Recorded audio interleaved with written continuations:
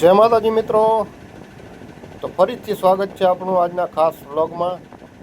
તો મિત્રો આજે આપણે જઈ રહ્યા છીએ ભુજની શાન એટલે ઓલ્ડ ટપકેશ્વરીના મંદિરે, જે જંગલની અંદર આવેલું છે। લગભગ 3 કિલોમીટરનું મસ્ત જંગલ ટ્રેલ। અહીં કુદરત, શાંતિ અને જૂના જમાનાનું મા ટપકેશ્વરીનું મંદિર આવેલું છે। તો ચાલો વિના કોઈ મોડું કર્યા શરૂ કરીએ આજનું સફર। તો મિત્રો અહીંથી શરૂ થાય છે આપણો ટ્રેક। રસ્તો જુઓ મિત્રો, આસપાસ હરિયાળી, નાનો પથ્થરવાળો માર્ગ। મિત્રો આ આખો ટ્રેક લગભગ 3 કિલોમીટરનો છે। તો મિત્રો આ ચઢાણ બહુ ભારે નથી, પણ થોડું અપડાઉન છે, એટલે મજા આવી જાય છે। ઉપર ચડતા જ ડુંગરા ઉપરથી ભુજ શહેર પણ દેખાઈ આવે છે। ખાસ કરીને સવાર કે સાંજનો ગોલ્ડન અવર અહીં બહુ જ સુંદર લાગે છે। મિત્રો આ ટ્રેકનું મુખ્ય આકર્ષણ એટલે કુદરતી વનસ્પતિ અને આ જ રસ્તાઓ। રસ્તામાં તમને જોવા મળશે વિવિધ જાતના બુટ્ટા, ઝાડ, ઝાંખરા, ઔષધીય વનસ્પતિ અને ક્યારેક તો વનજીવનના અવાજો પણ સંભળાઈ જાય છે। મિત્રો આ રસ્તા પર ચાલવાથી એવું ફીલ થાય છે કે આપણે કુદરત સાથે વાકેફ થઈ રહ્યા છીએ।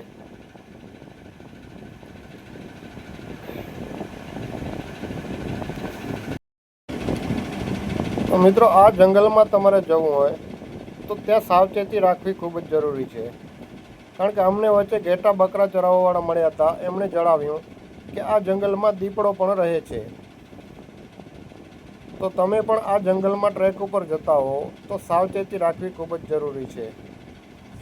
બની શકે તો ગ્રુપમાં જ ચાલવું। તો મિત્રો આ રસ્તા પર તમે જેમ જેમ આગળ વધશો તેમ તેમ બંને સાઈડ ઝાડ ઉપર લાલ ચૂંદડીઓ બાંધવામાં આવેલી દેખાતી હશે।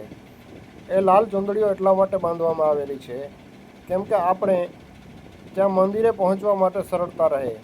જે બાજુ લાલ ચૂંદડીઓ બાંધેલી છે એ બાજુ જ એ જ રસ્તે જવું। બીજા આડાઅવળા રસ્તે જશો તો ક્યાંક ખોવાઈ જશો। એટલે લાલ ચૂંદડીઓ એટલા માટે જ બાંધવામાં આવેલી છે કે કોઈ રસ્તો ભૂલી ન જાય।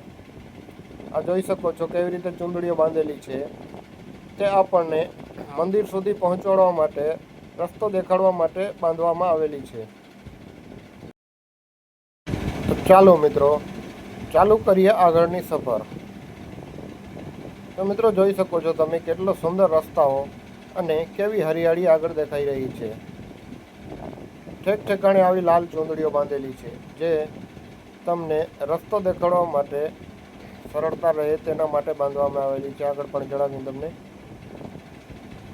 મિત્રો અમે નીચેથી જ્યારે ટ્રેકની શરૂઆત કરવા જઈ રહ્યા હતા ત્યારે બધાએ એમ વિચાર્યું કે આગળ જંગલમાં કોઈ ઘેટા બકરા અથવા ગાયો ભેંસો ચરાવતો માલધારી ભાઈ મળી જાય અને ચાય પીવડાવી દે તો મજા જ આવી જાય। અને ખરેખર જ અમને આગળ જતા બકરા ચરાવતા ભાઈઓ મળી ગયા, જે ભારાપર ગામના રબારી ભાઈઓ હતા। તો મિત્રો અમે જેટલા પણ ભેગા હતા એ બધા ચાના વ્યસની અને ચાના બંધાણી હતા। તો શરૂઆતથી જ બધા એમ કહેવા લાગ્યા કે આ જંગલમાં કદાચ જો ચાય મળી જાય તો કેવી મજા આવે। અને ખરેખર આગળ જતા રબારી ભાઈઓનો ભેટો થઈ ગયો, જે અમને બકરીના દૂધની એવી મસ્ત ચા પીવડાવી દીધી અને ખૂબ મજા આવી ગઈ। અંતે અમે અમારા ભેગો જે નાસ્તો લીધો હતો તે ભાઈઓને ખવડાવ્યો અને એ ભાઈઓએ અમને ચાય પીવડાવી અને ખૂબ મોજ કરાવી। અને પાછું એમ પણ કીધું જો વળતા પણ ભેગા થઈ જશો તો વળતા એક બીજી ચા પીવડાવી દેશું મસ્ત મજાની। રિટર્નમાં તો ન મળ્યા, પણ અમે જતા હતા ત્યારે રસ્તામાં ઘેટા બકરાવાળા મળી ગયા અને ત્યારે તાજા દૂધની ચાય બનાવી અમને મોજ કરાવી દીધી। આ જોઈ શકો છો ભારાપરના રબારી ભાઈઓના ઘેટા બકરા છે, જે જંગલમાં ચરવા માટે આવે છે। ભારાપર ગામ અહીંથી ખૂબ જ નજીક થાય છે, તેથી ગાયો અને ભેંસોવાળા, ઘેટા બકરાવાળા અને ઊંટોવાળા ભાઈઓ પણ આ જંગલમાં ચરાવવા માટે આવે છે. તો મિત્રો, અંતે આપણે આવી ગયા છીએ ઓલ્ડ ટપકેશ્વરી માતાજીના મંદિરે.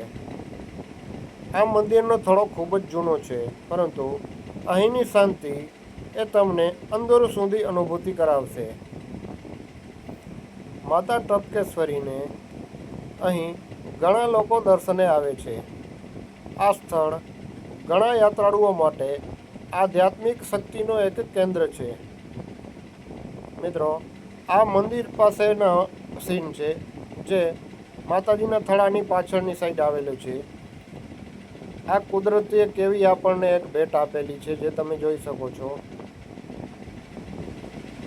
મિત્રો, કચ્છમાં આવી ઘણી જગ્યાઓ કુદરતી શાંતિ અને શક્તિની અનુભૂતિ કરાવે છે. તો મિત્રો, હવે આપણે પાછા જઈ રહ્યા છીએ. ટ્રેક નીચે તરફ ખૂબ જ સરળ લાગે છે. આખો અનુભવ એકદમ તાજગી ભર્યો હતો. જો તમે ભુજ આવો તો ઓલ્ડ ટપકેશ્વરી ટ્રેક એકવાર તો જરૂર કરજો.